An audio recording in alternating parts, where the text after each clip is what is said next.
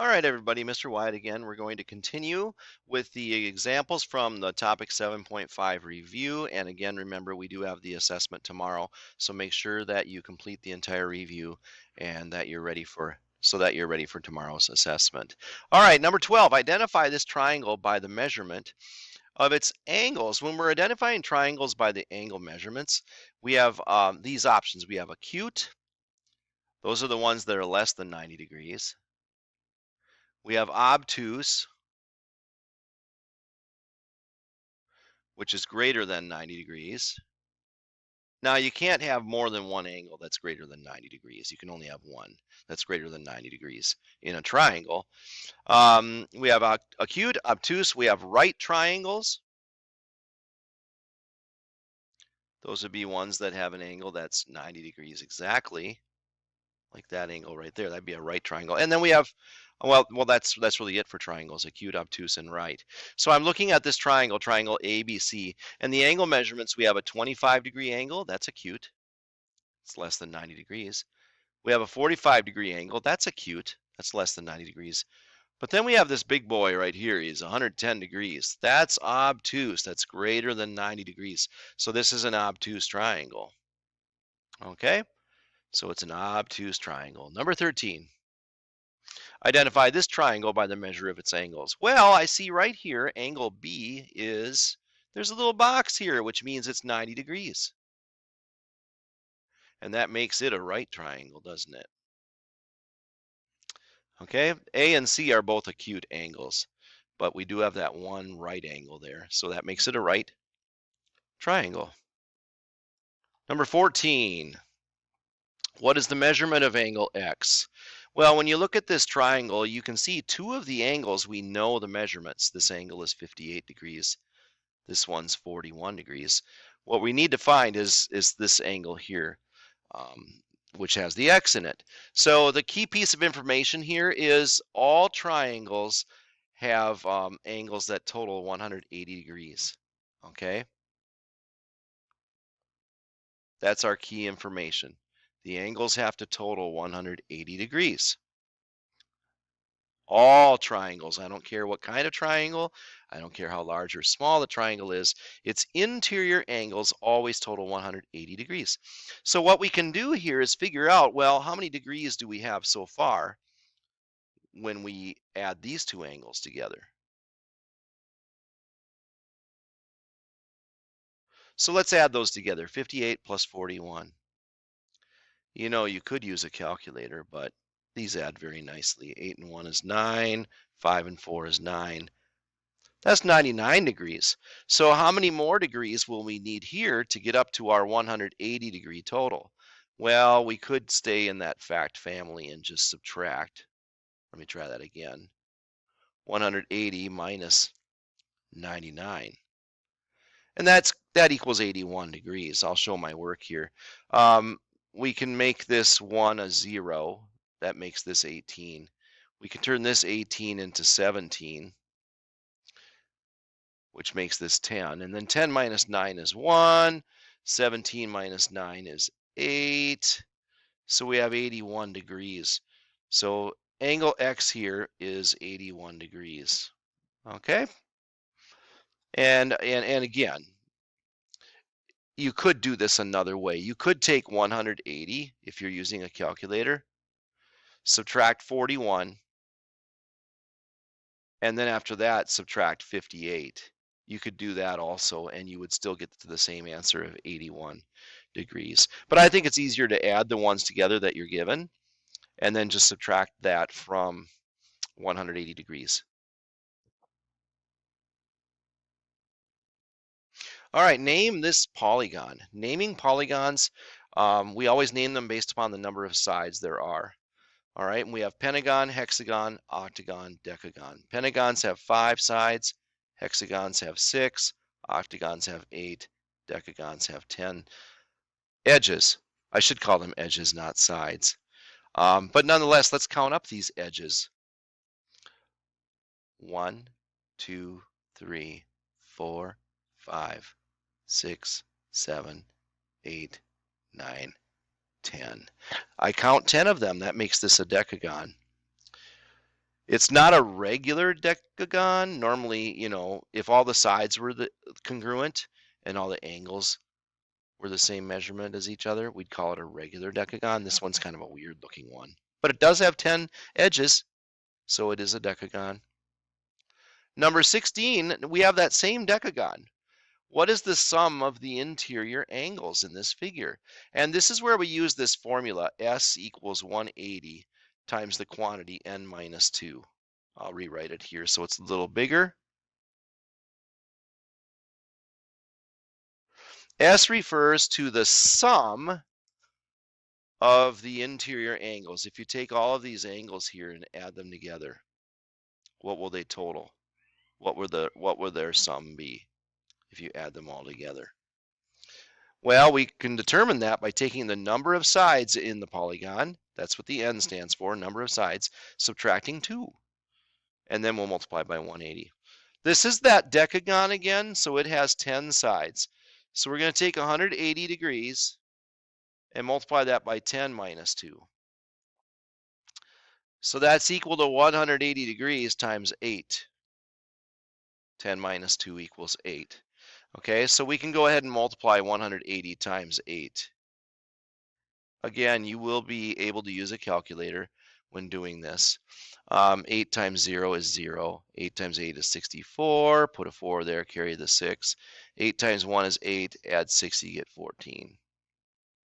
So that's 1,440 degrees, which is our last answer choice right here, 1,440 degrees. That's it. You just use this formula, S equals 180 times the quantity, n minus 2, n being the number of sides in the polygon.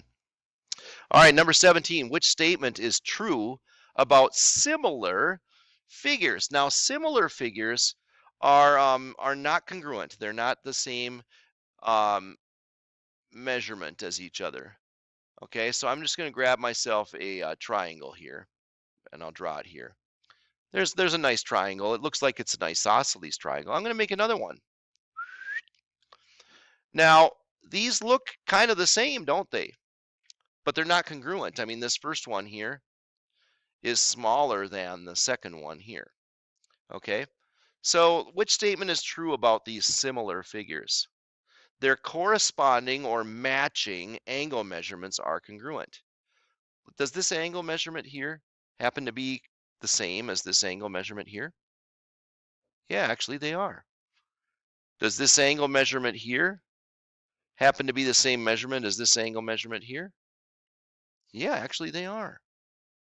I should put an arc there and there to show they're congruent. Is this angle measurement here the same as this one here? Mm-hmm, it is.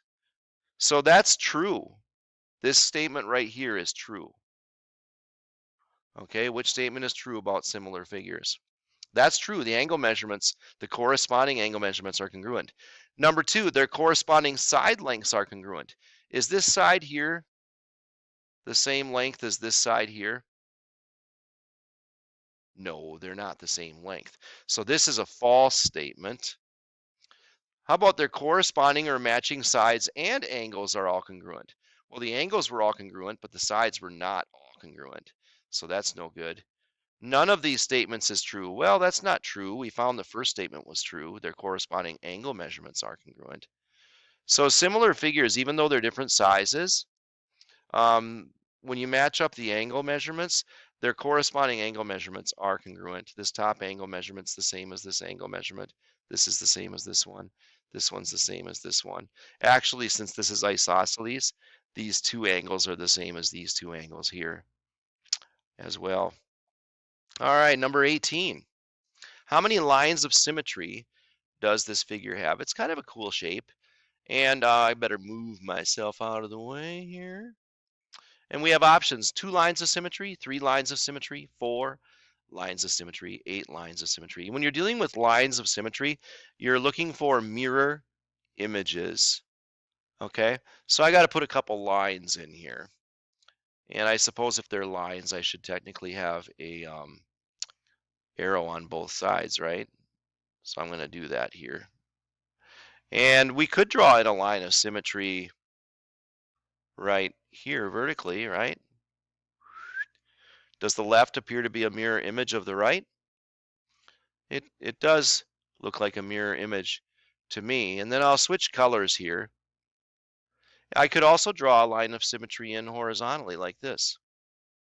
Does the top appear like it's a mirror image of the bottom? Hmm. Are there any other lines of symmetry? If you were to flip it at an angle, would you have it match up? It doesn't look like it. So I just have the two lines of symmetry here. One of them that's vertical, up, down, and one that's horizontal, left, right, creating mirror images on each side. So there are two lines of symmetry here. All right, and then finally, transformations. What type of transformation is shown in this first image? And, we used to call these flips, slides, and turns. And flip is actually one of the choices here, but we don't use those terms anymore. So we're not going to go with flips, okay? The terms we use are translations, which is a slide. That's where you take the figure and just slide it to another location. Rotation, that's what we used to call a turn. That's where all you do is just put your hand on it and spin it, right? And then the reflection, that's what we used to call a flip, okay?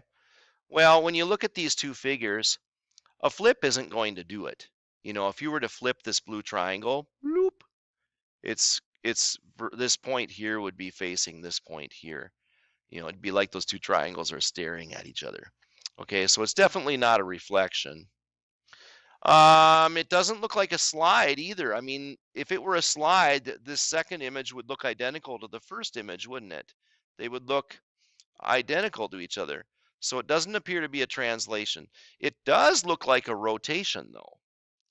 If you imagine a center point here, and you just went and you spun this in this direction,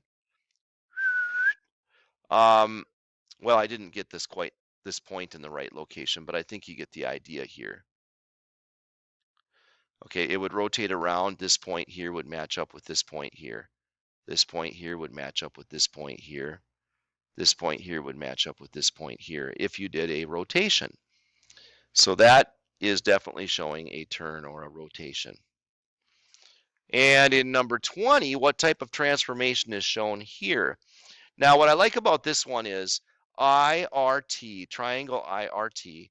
Here we have triangle I prime, R prime, T prime. That's what those little apostrophes mean. It means prime. That's how you show the new location. So this triangle started at this location, IRT. And now it's down here, I prime, R prime, T prime. But it looks identical. You just whoop, slide it along, and it would match up perfectly there. In its new location that is in red. And we don't use the term slide though anymore. We call that a translation.